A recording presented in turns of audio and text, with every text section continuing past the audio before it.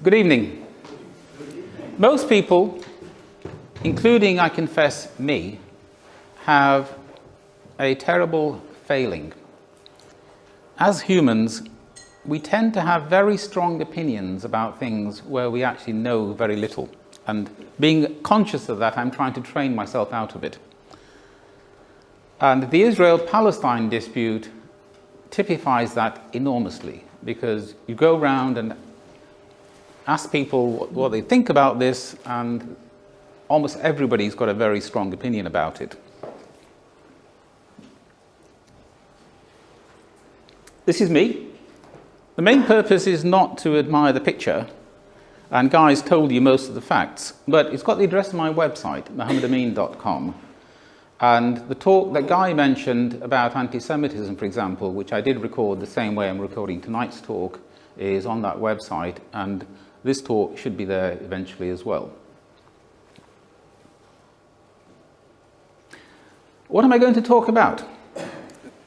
I've got 8 sort of sections before we get to the Q&A, and think of them as connected but not completely linear chapters of a book.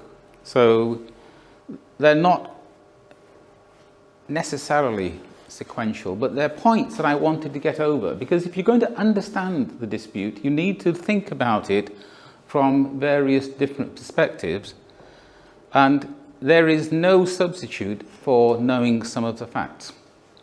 So I want to cover the history in particular.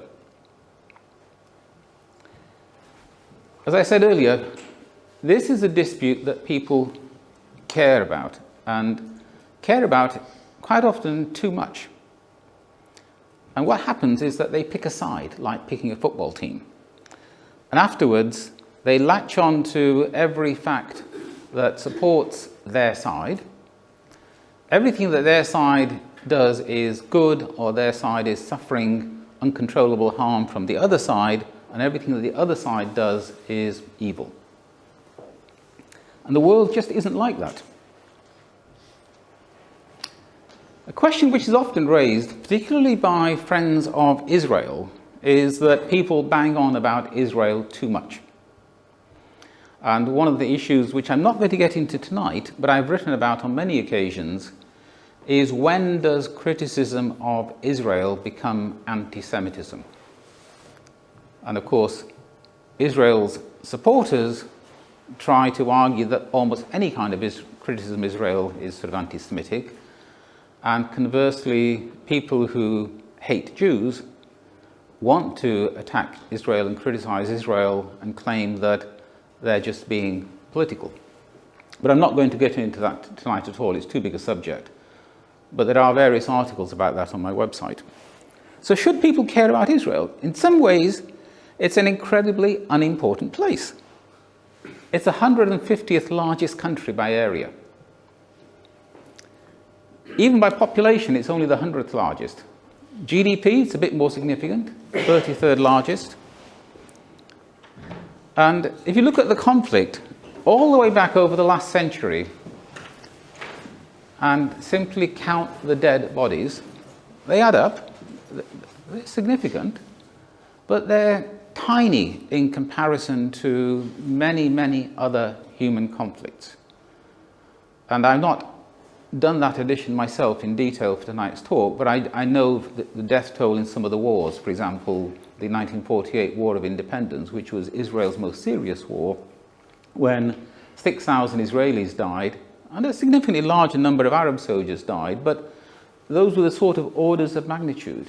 And you compare that with just the death toll in the conflict in the Syrian civil war, for example, or the death toll in eastern Congo in the late 2000s, or early 2000s, late 90s, where somewhere between 1 and 3 million people died. And compare the level of newspaper coverage that the conflicts get. On the other hand, there are some very simple, clear, obvious reasons why people do care about this conflict and why it's understandable that they care. Jerusalem is the holiest city for Christians anywhere in the world. It's where Christians believe that their Saviour was crucified, and where he rose from the dead. You can't get any more significant than that. For 1.8 billion Muslims, it's the third holiest city in Islam. And for Jews, and I put the statistic down 0.014 billion to make a point, it's their holiest city. There aren't that many Jews in the world, 14 million, compared with the contribution that they've made to society, to humanity, to science, etc. It's also geostrategically important. It's next door to the Suez Canal, and it's close to a lot of the Arab sort of oil world. And people care about this conflict for many, many different reasons. And they have very strong opinions. But if you want a bit of light relief, go to my Twitter account or my Facebook account for the 19th of June, about 1:45. After I got home from the Israeli ambassador's house, where I'd been eating a meal to celebrate the end of a day of fasting in Ramadan, I issued this sort of statement on Twitter and Facebook. And I knew what was going to happen. It's like lighting the blue touch paper. And you will find a torrent of Twitter abuse and Facebook abuse. What's also quite interesting is that you will find about 90 likes of the Facebook statement, for example, and about 60 of those likes, roughly, are from Muslims. So there is a diversity of views out there, even if it's the hostile ones that tend to shout the loudest. And as I said, people take sides. And normally you can guess what side people will be on, but not entirely. So on average, most Jews are supporters of Israel. Not all. There are some Jews who are very anti-Israeli. There's a whole category of Christians falling into the category of sort of Christian Zionists who are very pro-Israeli. They are the biggest supporters of Israel in the United States of America, Christian evangelicals, far more of them than there are American Jews. Although their reason for being so intensely pro-Israeli isn't necessarily a good one, because quite a few of them look forward to the Battle of Armageddon, when Jesus will return, and actually a lot of Jews will get killed. But they need the Jews there in Israel for the second coming to happen. There are very many other Christian groups, away from the Christian evangelicals and the Christian Zionists, who are actually relatively sort of pro-Palestinian these days. The position of the left is quite interesting. In the early days of Israel, the left globally was pro-Israeli.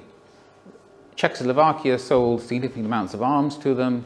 Stalin had to support the United Nations resolution, otherwise it would never have happened. But things then switched round, and now the left tends to be anti-Israeli. And conversely, the political right tends to be more pro-Israeli than the political left in this country today. And countries that were colonies tend to regard Israel as a colonial enterprise. Again, these are generalizations. I mean, India, for example, has very positive relations with Israel these days.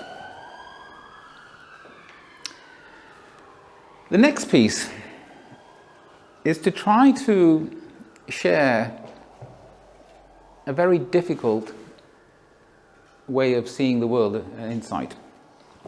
And I thought about myself when I was growing up. My parents' families, both on my father's side and mother's side, were in what is now India, in the days of the British Empire. And all the families became refugees during partition. Didn't affect my father directly. He was here from 1931 to 1947. But my mother, all of her family, she lived through partition. She actually was one of these people on a train going from what is now India to what is now Pakistan. And that never left her.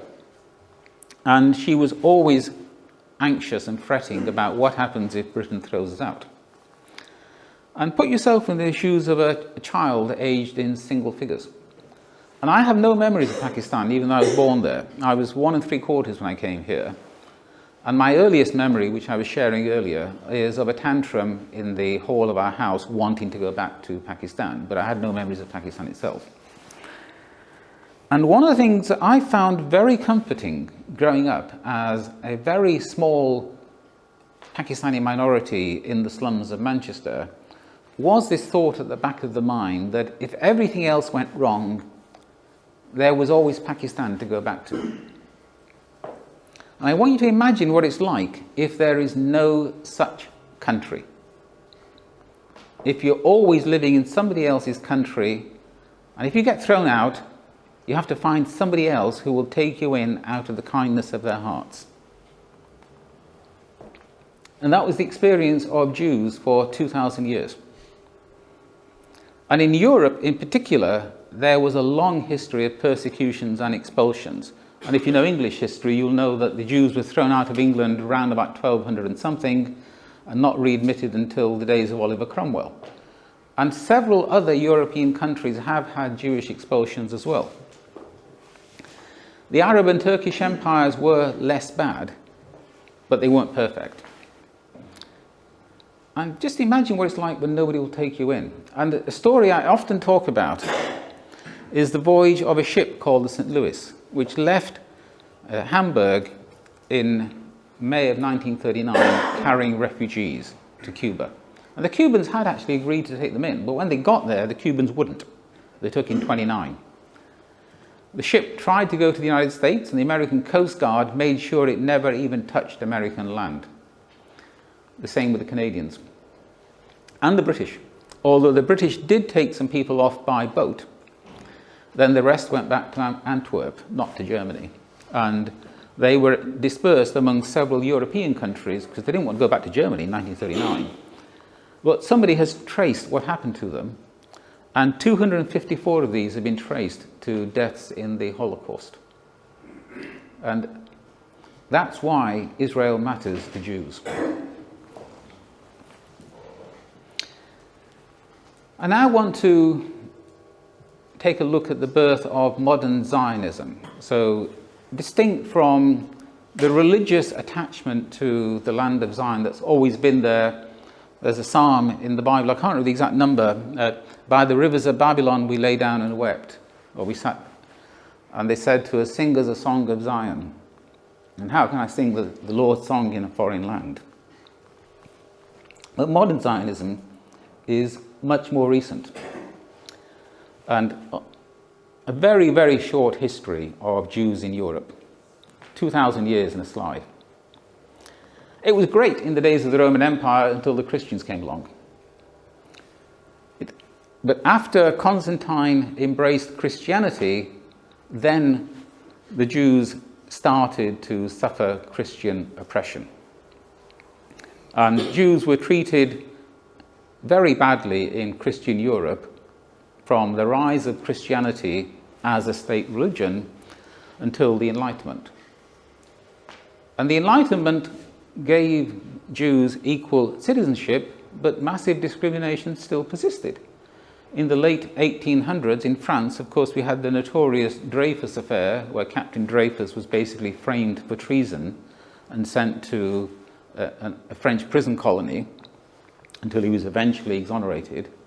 But meanwhile, in Russia, it was far, far worse. And starting 1880, there were massive pogroms with thousands and tens of thousands being killed. And that's where a major exodus of Russian Jews took place to come partly to the UK, to the East End of London, but mostly, I think they tended to go to the United States of America. And there's a very short booklet I would strongly recommend reading. There's a review on my website. The Jewish State by Theodor Herzl, the founder of modern Zionism. And its proposition in the 70-odd pages is very simple to summarize. We will never be accepted by the Europeans. We have to leave, we have to have our own state. And he discusses in quite a lot of detail how this state should be organized, and he looks at two alternative locations for it, Argentina and Palestine.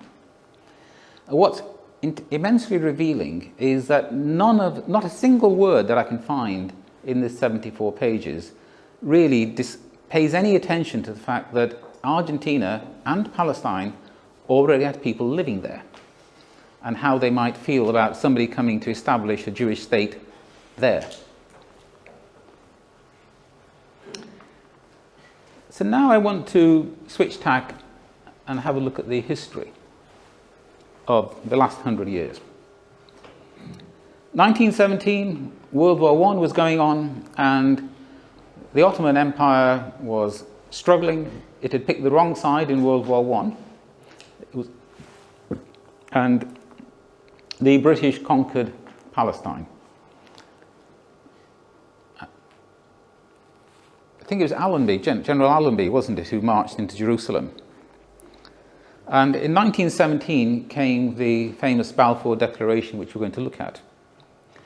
But before we look at the wording of the declaration itself, I've got some quotes. And these are from a book about the Balfour Declaration, which I read a year or so ago.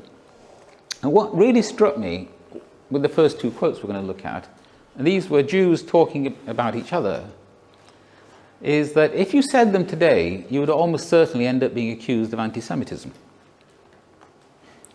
This is a Zionist Jew speaking. It's a self-delusion to imagine that you can be a Jew, that you can be an Englishman who just happens to have the Jewish religion. You cannot actually be British and Jewish at the same time, really. Imagine saying that to your Jewish friends now. Straight away, you would have massive complaints about anti-Semitism, discrimination, etc. And this was Moses Gaster, who was a leading Zionist, in a book about Zionism, talking about English Jewry. And on the other side of the argument, there were a lot of anti-Zionist Jews. Edwin Montagu was a government minister, Chancellor of the Duchy of Lancaster, and he was writing to Herbert Asquith, the Prime Minister. And basically, his position was that Jews are Russians, Bulgarians, Frenchmen, Spaniards, etc., because that's what they are. But if they start claiming that we have our own state, that we are a separate nation, then suddenly, what right do we have to demand our rights as citizens of Russia, Bulgaria, France and Spain? Why should these countries not simply think about getting rid of us? And that, sadly, is what happened to Jews in Arab lands after the establishment of the State of Israel. And an enormous amount of the hostility towards Jews in the Middle East, in particular, comes from the rise of modern Zionism. A lot of it after the establishment of the State of Israel, some, sadly, before, but around about the same sort of time period. Anti-Semitism in Iraq started becoming serious around about 1941, during the Second World War. And here we have the Balfour Declaration itself, which wasn't actually a declaration, it was a letter. A letter from the Foreign Secretary, former Prime Minister Arthur Balfour, to Lord Rothschild, who had no official position of any kind, but people just thought of him as a natural leader of British Jewry. And a national home. It doesn't say a state, but clearly that's what everybody on the Zionist side actually wanted. And then, at the same time, nothing shall be done which may prejudice the civil and religious rights of existing non-Jewish communities in Palestine. It reminds me of Brexit, actually. We're going to leave the European Union, but we're going to have the same unfettered, deep access to the European single market we have now. We're going to give a Jewish home to the Jews, but we're not going to do anything that fetters or affects the rights of the people who live there right now, or indeed of Jews anywhere else. At the same time, the British have a nickname in continental Europe, particularly amongst the French, and it's called Perfidious Albion. And it comes from centuries of British diplomacy in continental Europe. And of course, the standard definition of a diplomat is a man who is sent abroad to lie for his country. At the same time that Britain was promising Palestine to the Jews, and the Balfour Declaration book that I mentioned, which is really well worth reading, very well written, makes it clear that the UK was also promising Palestine to the Arabs in Arabia, who they wanted to revolt against the Ottoman Turks. They were promising it to the French as part of the Sykes-Picot negotiation arrangements. They were promising it to the Turks as well, if the Turks would switch sides in the war and abandon Germany and come over to the Allied side. I can't remember for certain, but I think they might even have been promising it to the Russians in certain scenarios. It was basically the British would promise Palestine to anybody who they thought might help them in the war effort at that time. That's the key point that this book makes. But there we have it. That is the infamous Balfour Declaration. Then the history continues. And I particularly picked the Hebron massacre. This was rioting and attacks on Jews in both Hebron, which is one of Judaism's 4 holy cities. Jerusalem is the holiest. Hebron, Tiberias and Safed are the 4 traditional holy cities of Judaism. And altogether about 130 people were killed, mostly in Hebron but also in Jerusalem and maybe some elsewhere. And I never forget that, in particular because I've been to Hebron. And if you go to Hebron now, what you will find is a big settlement on the hills outside Hebron, a Jewish settlement. But right in the center of Hebron, which is a primarily Arab city, you will find a small zoned off area of Jewish settlers. And the streets around their residences all have netting over, because the Jewish settlers have taken to throwing rubbish, including things like soiled nappies, at the Arabs walking along those streets. And the netting is there to stop them. And there are about twice as many IDF's, Israeli Defense Forces soldiers, as there are settlers in central Hebron, there to protect the settlers, because otherwise they would get lynched by the Arabs. And the holiest place in Hebron is a building, and like a lot of places in Palestine, it has 2 names, depending upon which religion you are. It's either the Tomb of the Patriarchs, if you're Jewish, or it's the Ibrahimi Mosque, if you're a Muslim, which contain the burial places of Abraham, Isaac, Jacob, and their wives, apart from one of Jacob's wives who's buried elsewhere. And this mosque has been divided into a Jewish bit and an Arab bit. The Jewish bit contains Jacob and the Arab bit contains Abraham and Isaac. And Hebron right now is an awful place. When I was there for 9 days with my wife on a study tour organised by the Forum for Discussion of Israel and Palestine, Hebron was by far and away the most depressing place we went to. It was terrible. But you remind yourself about things like this massacre, and that, there are 2 sides to every story. And to simply look at Hebron now and to say it's terrible what the Jews are doing, without also understanding, first of all, why Jews feel a religious imperative to be in Hebron, as one of the 4 holy cities, and also what happened back in 1929. There was also another massacre in Hebron in 1994, the other way around, when the Ibrahimi Mosque, a Jewish settler called Baruch Goldstein, sneaked into the Ibrahimi Mosque with a machine gun and killed about 30-odd people before he himself was killed. Straightforward terrorism. What I find particularly outrageous is not what he did. It is the attitude of those Jews right now who regard him as a hero, who every year gather on the anniversary of his death to basically cheer him on. that's what you're facing in the Middle East. Deep, bitter hatreds, extremism on both sides. From 36 to 39, there was a major Arab revolt in Palestine against the British, which was crushed with enormous force by the British. And if you read the history of the 1948 War of Independence by Benny Morris, which is one of the books on my sort of reading list at the end, he makes the point that this uprising and its defeat actually seriously weakened the leadership of the Palestinians and meant that they were much less well prepared when 1948 came along. And then in 1937, the British drew up a partition plan. 47, there was another partition plan. The UN partition plan of 1947 is quite interesting, particularly the history behind it. Because the UN had a fact-finding delegation that they sent to Palestine.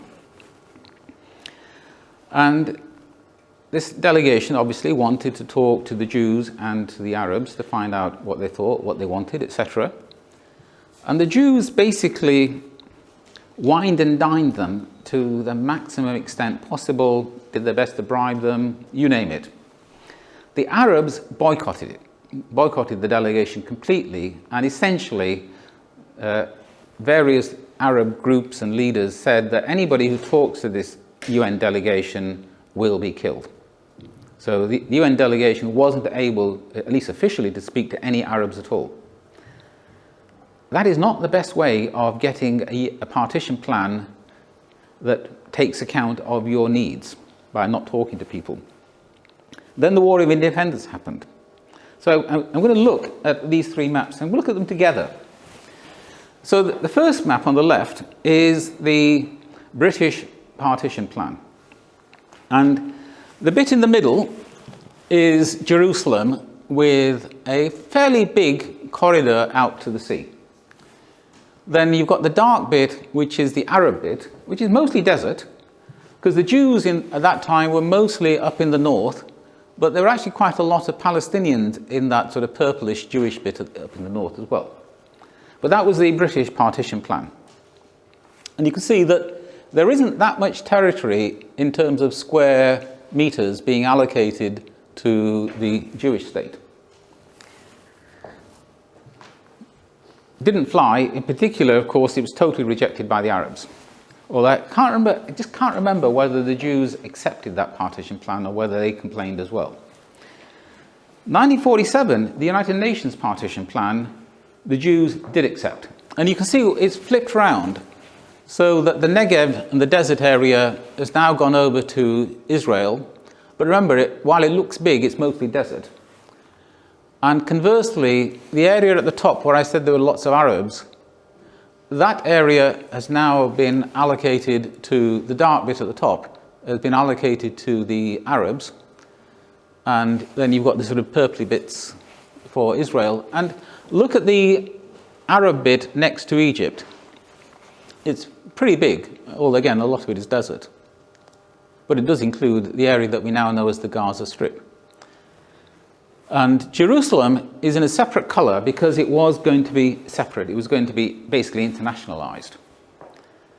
The Jews, with great reluctance, accepted that partition plan, and the Arabs turned it down and instead started a war, which they lost. And we're not going to go into the detailed history of the war, but Israel lost 1% of its population in that war, 6,000 out of about 600,000. And after the war, what we were left with was the geography that we know now. The Gaza Strip, much smaller than the area that originally was allocated. The West Bank, a bit smaller than the original allocation. And there was a Jewish sort of spur towards Jerusalem, but they didn't quite get there. The old city of Jerusalem was still controlled by Jordan. And that area of the West Bank was all conquered by Jordan rather than being a separate sort of Palestinian state. And that, at that stage, was 22% of the original territory of Palestine by area. And that's the last map of that's got any kind of recognition. Technically, the Israelis say that that division here is not an international border. And they're right. It's not. It's a ceasefire line. But it's not a very strong argument from an Israeli perspective, because the only international border that has ever been officially internationally recognized is this one. That's the United Nations Partition Plan. And anytime an Israeli says the green line doesn't really matter because it's not an international border, the correct response, if you're pro-Palestinian, is to say, fine, can we go back to the official line then, which is the UN Partition Plan? So that's where we stood before the 1967 war. So back to the history. 1967, the Six-Day War, and my own personal engagement with the dispute starts probably just a couple of years before the Six-Day War, because by then I've always been very sort of politically and current affairs aware. When I was 10, I got up early to get the result of the American presidential election in 1960. When I was 14, I stayed up all night for the British and American elections. And I used to read the Sunday Times and the Observer in full every Sunday. So I used to read about the Fedayeen attacks on Israel, and as a Muslim, without getting too engaged in the history, I didn't know the history, you just naturally sort of support your side. And then the Six-Day War happened. And I was aware of the run-up to the Six-Day War, NASA expelling the UN peacekeepers from Sinai, the peacekeepers that had been there since the 1956 Suez crisis, because I've skipped over Suez and Israel conquering the whole of Sinai in 1956 as part of a combined French, British and Israeli attack on Egypt. So peacekeepers in Israel, NASA ordered them out, blockaded the Gulf, the Straits of Tiran, so that the Israeli city, Eilat I think it is, at the bottom, at the far end of the Gulf of Aqaba, had no access anymore to the sea. And it was quite clear to anybody that Egypt and Syria were gearing up for a war with Israel, and the Israelis fired first. That's also not in dispute. The Israelis attacked, but their argument is that if they hadn't attacked, they would have been attacked, and I believe them. And in 6 days, they managed to defeat both Syria and Israel and Egypt.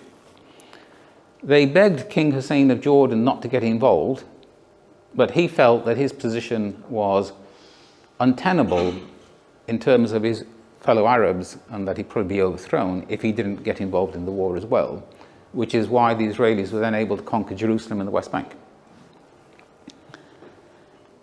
Yom Kippur War, Egypt and Syria tried to reconquer what they lost in 1967, nearly succeeded but failed, and then Sadat, a few years later, changed his mind, made that historic visit to Jerusalem, and we saw an Egypt-Israel peace treaty. Not going to go into great detail about the Lebanon war, but essentially Israel invaded Lebanon because the Palestine Liberation Organization was there and launching attacks on Israel from there. That was a very unsuccessful war in the long run for Israel in terms of death toll, and actually not really achieving very much. Hamas I'm going to talk about later on. Then in 1993 we have the Oslo Accords, where the Palestine Liberation Organization actually recognized the state of Israel, and everybody really thought peace might come about. And of course, the Israeli Prime Minister, Yitzhak Rabin, was assassinated by a Jewish terrorist because he dared to try to make peace with the Arabs. And Jordan did draw up a peace treaty with Israel and basically withdrew any claim that Jordan had to the West Bank. Starting in 2000, we have the Second Intifada. I skipped over the First Intifada in the late 1980s, which basically consisted of Palestinians, particularly young Palestinians, throwing rocks at the Israelis, which actually politically may well have helped to bring about the Oslo Accords. But the Second Intifada was very different. It involved serious terrorist bombings, suicide bombings, very large numbers of casualties, and really poisoned the atmosphere. In 2005, Israel unilaterally withdrew from Gaza. Sharon wasn't, in my view, aiming to be a great peacemaker. He was going to resolve the conflict on Israel's own terms, deciding what bits he wanted, what bits he didn't want, and he didn't want all the Palestinians in Gaza, and felt that what was the land of Gaza wasn't worth having, so it was a unilateral withdrawal. 2007, I think I regard as a missed opportunity. Hamas won the Palestinian elections. It would have been faced with the responsibilities of trying to govern. And everybody decided that Hamas was beyond the pale because of its activities in organising suicide bombers, etc. And Hamas was never even given a chance. The alleged sort of intended Hamas government was sort of strangled at birth by a boycott by everybody.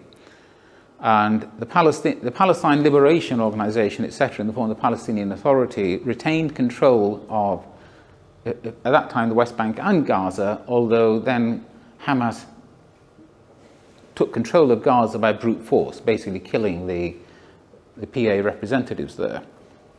And then we have a series of conflicts between Israel and Hamas in Gaza. And that's where my sort of history stops. And I want to test the possibility of, could it have been different? Not because we can go back and change history, but I think asking that question, again, sometimes helps you to understand it in a different way. And Herzl wrote another book, which originally I'd never heard of. I've always known about Herzl's famous book, The Jewish State, although I didn't read it until about maybe 10 years ago. But when I was complaining to a Jewish chap about how Herzl completely ignored the inhabitants of Palestine when writing The Jewish State, he said to me, but I mean, he did think about them in his other book, Alt Neuland. So I went and bought that book and read it. It's very readable. It's a piece of fiction. And as a piece of fiction, I won't spoil the plot, but essentially it looks at life from the perspective of one mythical sort of Jewish person. I can't remember his name. And he finds Europe absolutely awful. He's a very poor Jew. He's even treated downtrodden by other sort of rich Jews. They don't want to have anything to do with him either. And he ends up taking this sea voyage with a rich guy, who I think might be American, and to go away for about 20 years to the sort of South Seas. And then they come back to Palestine and find that it's been transformed into a sort of paradise on earth. Jewish-led, Jewish-controlled, but with Arabs playing their own full part in the society. It's a wonderful sort of happy place. And the question is whether this is pure fantasy, and of course the book is a piece of fiction, or whether it could ever have been different. And I asked the question, what would the world be like if the Arabs had never attacked the early Jewish settlers? I mean, when the Jews were buying bits of land in Palestine and setting up small settlements, villages, kibbutzes, etc., if the Arabs had simply, welcomed them, had not tried to stop Jewish immigration. I mean, there's a book in the bibliography at the end by Sari Nasabi, I think it's Once Upon a Country, and in there is a conversation that he has with, it's either his mother or his grandmother, and he asks her, if we'd known in advance all the things that were going to happen in Palestine, but we could have saved the 6 million who died in the Holocaust by letting them come to Palestine, would it have been worthwhile? And she answers yes, even though this is a family that has basically lost its country as a result of what's happened. And if the Arabs would be willing to agree to any partition plan, provided that it respected land ownership rights and guaranteed equal civil rights. Because the question I ask is a challenging one. Why should you care, even if you end up as a minority in a Jewish majority state, provided you have full rights. And it's easier for me to ask that question because I've lived my entire life, 65 years out of the 67, as a tiny minority in a country dominated by white Christians and white atheists, but as an individual who has full, equal civil rights. So why should you care whether you're a majority or a minority? But as I said, it's alternative history. So where is it going? Let's again look at some facts. Israel's population, 8.5 million, only 3/4 of them are Jewish. 20% of them are Muslim, and 5% are sort of other ethnicities, not Arab, not Jewish. And the Palestinians themselves, 2.8 million in the West Bank, 1.8 million in Gaza. These are Palestinians as opposed to Israeli citizens. They're at the top, the 20% of 8.5 million. They're Israelis. And there's a Palestinian diaspora of about 6 million, mostly in the Arab states, working in the Gulf, refugee camps in Syria, refugee camps in Lebanon, refugee camps in Jordan. Although in Jordan, they're more integrated. They're not confined to camps. And of course, people living in a place like America. Objectives. I called it the Palestine Liberation Organization to keep it distinct from the Palestinian Authority, although you can regard them as more or less the same thing. They clearly want to end the occupation. They want a state comprising the West Bank and Gaza. That's what the Oslo Accords are all about. Question mark about whether that state should be demilitarized. There's no clear answer from the PLO about that, although Israel clearly wants a demilitarized state on the grounds that if there's any proper armed forces as opposed to security police of the Palestinian state, it's not going to go to war against Jordan or war against Syria. The only place they're ever going to go to war against is Israel. So that's why the Israelis want them demilitarized. And of course, Jerusalem is of vital interest to Muslims as well as Jews and Christians. But at the same time, my perception, and this is my perception of what their objectives are, is that they want to preserve the demand for a right of return, of the right of Palestinians to go back to what is now Israel.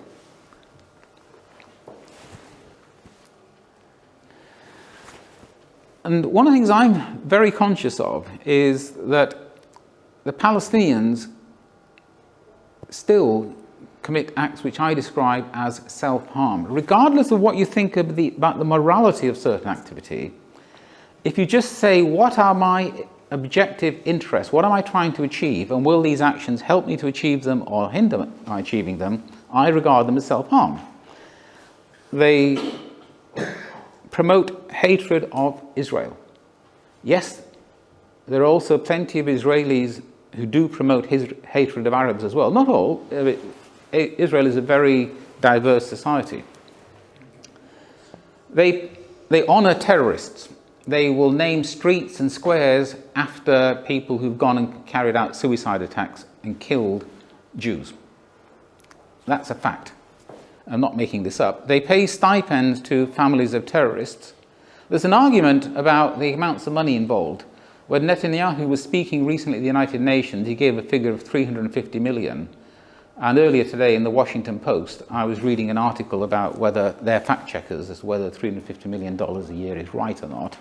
They think it's exaggerated, but there is a real amount of money that the Palestinian Authority does spend on paying stipends to families of terrorists. And I've described this as clinging to the myth of return. And the reason I describe that as self-harm is that when I was in Israel and the West Bank, we visited a refugee camp. And we saw the keys that people still have, keys to the houses in Israel that in many cases no longer exist.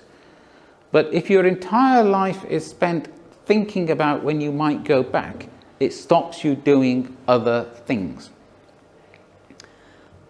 It stops you trying to emigrate to the UK, for example, and establishing a new life in the UK. If you put yourself in the shoes of an individual Palestinian, is it better to spend an indeterminate amount of time living in a refugee camp or becoming an American immigrant? And at the level of the individual, I know what my answer is. The other thing is that despite the Oslo Accords, when you listen carefully to what Arab leaders like Abbas say, every so often they still say things that indicate they don't really accept Israel as a permanent state. So they talk about a two-state solution as a sort of an interim measure. The whole point about a two-state solution, an Israeli state and a Palestinian state, is meant to be a final permanent endpoint, not a partial stage to somewhere else. And Hamas, which it's very easy to regard as a sort of heroic organization struggling against an enormously more powerful Israeli military machine, which is true. The Israeli military machine is immensely more powerful than Hamas. If you really want to understand Hamas, in my view, you have to go and look at what they say about themselves. Go and read their charter, the Hamas Covenant. They issued an update in May of 2017, which a lot of people said, this is massive progress, Hamas is now really ready to make peace. And I read it very carefully. And there are lots of nice words in there, but when you read it carefully, actually it's not. Nothing in the 2017 update actually changes in reality, as far as I'm concerned, what Hamas said in 1988. And Hamas's position in 1988 is crystal clear. They're not metric, but they believe that every bit of Palestine, for religious reasons, has to be Muslim controlled. That it's essentially a violation of Islam if it's not all Muslim controlled. So it doesn't matter what the boundaries of Israel are. If Israel shrank its boundaries to the city limits of Tel Aviv, that will be too much. Hamas wants all of it to be Muslim controlled. That's its official position. And it's never offered any kind of concept of a permanent peace. It's only ever talked about a truce. The Arabic word is hudaybiyah. I think my Arabic is terrible, but anyway, it's only ever offered a truce. And a truce is something where you stop fighting because you intend to start fighting again after the truce is over. And let's be blunt about it. Hamas hates Jews. This is a direct quote from the Hamas Covenant.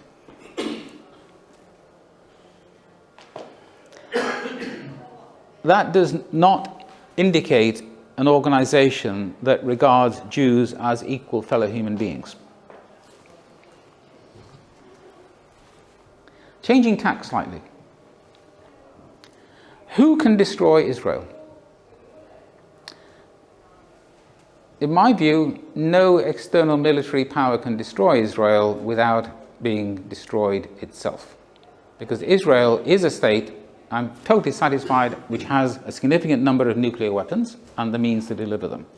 They never officially admit to having them, they never officially deny having them. But I still remember Mordecai Vanunu back in the late 1960s. And anybody, even if they succeeded in defeating the IDF in conventional terms, the end result would be a nuclear annihilation. And that's why I regard Israel's posturing about Iran and Iranian nuclear weapons as nonsensical. If Iran had nuclear weapons and destroyed Israel by a nuclear attack, what's the point? Iran itself would be destroyed. There's only one country and one group of people that have the power to destroy Israel, and that is Israelis. This is the West Bank today, and I don't expect you to be able to read the fine details of that map, but this is from an Israeli non-governmental organization that works very hard for civil rights and human rights in the occupied territories.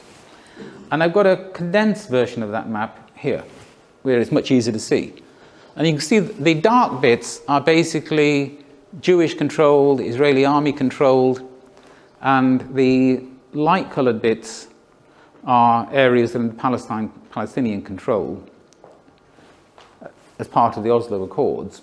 And you can see that they're cut apart into small bits, so you can't get from one bit to the other without crossing Israeli-controlled territory by going through Israeli checkpoints. And it reminds me very much about South Africa and the Bantustans. And Israel is busy colonizing as much of the West Bank as it can. And from having zero Jews living in the West Bank in 1967, now about 500,000. And the issue is quite simple. What happens if you keep going? I mean, Israel has, in my view, three objectives. It wants to be a Jewish majority state. A lot of Israelis want to have all of Palestine, and they would like to be a democracy. And I put the ranking in my perception of its importance to Jewish Israelis and Israeli politics. And the problem with these three objectives is that you can't have all three of them. Only two of them are feasible in reality. Because otherwise, what you end up with is an Israel that has 100% of Palestine with a population that does not have rights. It does not have votes. It does not have equal legal rights. People often accuse Israel of being an apartheid state. And as far as Israel is concerned, that is false. But as far as the West Bank is concerned, what happens in the West Bank is almost identical to apartheid. There are two separate sets of laws that apply. The law that applies to Jewish settlers in the West Bank is totally different. That's Israeli civil law. What applies to the Palestinians in the West Bank is IDF military occupation law. People talk about a one-state solution more and more. If you make a two-state solution impossible, I don't see what you're left with other than a single state. But that would either be an apartheid state or a proper one state. But I regard it as unrealistic. I mean, it's hard enough in Northern Ireland, where everybody is citizens of the United Kingdom. And the death toll, the hostility, the hatred are far, far lower in Northern Ireland than they are in Palestine. And from a Jewish perspective, a one state is simply not an acceptable option because it wouldn't have a Jewish majority. And if your goal is to have a state where Jews anywhere in the world can always be guaranteed to flee to, you need to have a Jewish majority. I've got no advice for Israelis or Palestinians because they're not here, and my giving them advice isn't necessarily going to achieve anything, but I do have advice for the people in the room because you can do something to help. First thing, the most important thing is to be precise with your own language. I've trained myself never to use the word Israeli except when I'm talking about all the citizens of Israel, one in five of whom are Muslims. Otherwise, I talk about Israeli Jews and Israeli Arabs and West Bank Palestinians and Gazan Palestinians. That simple point about remembering that not all Israelis are Jewish will take your thinking about Israel and Palestine a great deal further forward. There are many organizations that focus on building shared citizenship in Israel. Because while legally Israeli Arabs are almost identical to Israeli Jews, not quite, and I'm not going to go into the fine details of the legal differences between them now, they do suffer quite a lot of private sector discrimination. They've suffered a lot of state discrimination in the past, although that is reducing quite significantly. And it's reduced partly because of the actions of these NGOs. And I give £100 a year to every one of these NGOs, and sometimes I give some of them a little bit more. Oasis of Peace is quite interesting. It's a village in Israel set in the early 1980s, which is exactly 50-50 Jewish and Arab. And every time a Jew moves in, the next person who moves in has to be Arab. And this UK charity helps to support that village. There are many NGOs that are trying to work for Israeli-Palestinian peace. And these two organisations particularly try to work for more balanced debate in the UK, because my perception is that in the UK, most of the debate is not very well balanced. At sort of top levels, it tends to be dominated by people who are pro-Israeli. At lower levels, at grassroots levels, especially with the growth of the membership of the Labour Party, it tends to be dominated by people who are sort of anti-Israeli, but what you want is a proper, coherent, balanced debate. And I promise you a bibliography. These are listed in a sort of vaguely chronological order, and I'm not going to go into them in detail. Quite a lot of them are reviewed already on my website, and the ones that are not will be. And the slides will be available from Guy Otten if you want them, so you don't have to scramble to write them down. And there's a lot that's been written recently about the 1948 war. Israeli historians have gone back to the archives and produced a much more balanced history of the war. I particularly recommend the last book, Palestinian Walks, because it shows you how much Palestinians identify with the land itself. You know, if they've lived there for generations. This is a book about a series of walks that this Palestinian took in the West Bank, and the problems that he had, and how the landscape is changing, shrinking under the settlement construction, etc. So I've overrun by a few minutes, but now we have plenty of time still for questions and answers.